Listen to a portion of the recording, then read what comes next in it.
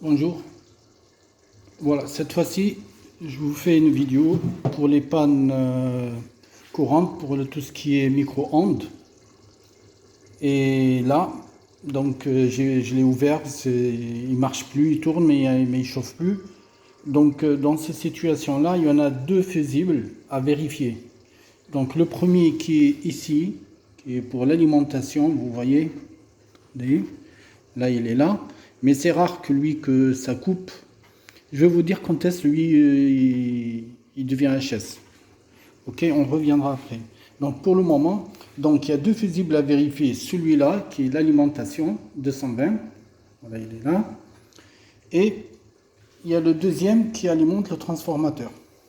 Ok, celui-là. Pour mon cas, voilà, excuse-moi pour la vidéo. Voilà, donc ce fusible il est HS. Donc j'ai testé, il n'y a plus de continuité, je ne sais pas vous remarquez ou pas. Donc je vais le changer. Et il y a la deuxième panne, c'est que quand cette diode-là, il y a une diode LED qui est là, excusez-moi, donc une diode anti-retour. Ça veut dire dans le cas où il y a la capacité qui est à l'intérieur là qui fonctionne plus, elle devient sec, il y a de l'acide dedans. Donc quand elle devient sec, elle fait des courts-circuits. Donc qu'est-ce qu'elle fait? Elle fait retour le courant direct à la masse, à la terre. Donc c'est cette diode là. Des fois, il n'y a pas de panne, sauf que la diode elle est HS. Donc, et elle fait un court-circuit entre le condensateur et la terre. Donc dans ce cas-là, il faut couper la diode par là, et vous continuez à utiliser le micro-ondes en attendant que vous achetez une, il faut la remplacer.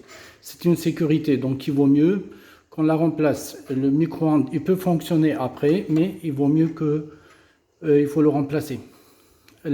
Donc voilà, donc si vous avez un court-circuit sec, donc ça vient de cette diode-là, ok, ça veut dire où la diode elle est HS. Donc la première chose à faire, c'est couper ici et éloigner la diode vers là, et vous mettez l'alimentation. Si tout fonctionne bien, ça veut dire que la diode, il faut la changer. Mais vous pouvez vous dépanner avec, mais fortement recommandé de le changer et de le ressouder. Ok. Donc cette diode, si elle est HS, il y a deux possibilités. Ou comme je l'ai déjà dit, c'est le transfo qui est HS, celui-là, pour la très haute tension, ou sur le condensateur qui est derrière, il est HS. Donc dans cette situation-là, on enlève la diode, on coupe ici, et on redémarre. Si tout fonctionne bien, ça veut dire que la diode elle est HS.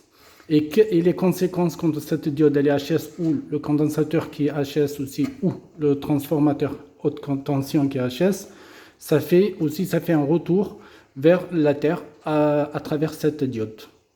Donc, dans ces situations-là, la diode HS ou le condensateur ou le transformateur, donc il faut, ce fusible-là, il va couper directement. Donc, avant de le remplacer, il faut couper cette diode pour que vous commencez le dépannage. Au fait, il faut couper cette diode-là, vous voyez, vous le coupez par là, et vous faites un essai fermé, bien sûr, il faut pas s'exposer à tous ces fils qui sont nus. Donc après, il faut vérifier si ça fonctionne bien. Donc vous pouvez continuer à l'utiliser en attendant que vous remplacez, il y a la référence dessus, donc vous la changez, et après il y a tout qui fonctionne bien.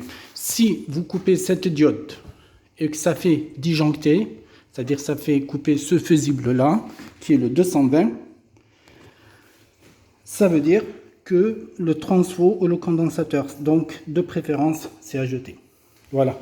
Mais en général, c'est ces